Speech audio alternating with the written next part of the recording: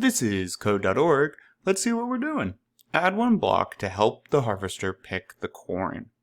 1, 2, 3. Well, how many do we have here? Okay, we step once, twice. Step can let you walk through the code slowly. It always helps me.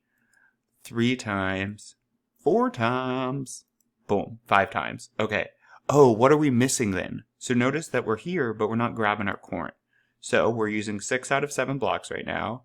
I bet you that will get us our corn, or kwacha. However, there's an easier way to do this, and I want to show you that way. Let's click replay. Notice there's a repeat block here. We're repeating ourselves, and if you're repeating yourselves with code or code blocks, there might be an easier way to do it.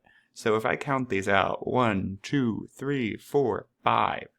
I don't want to really do that 5 times. Instead of using 5 blocks here, what I can do, I'm getting rid of 4 of them.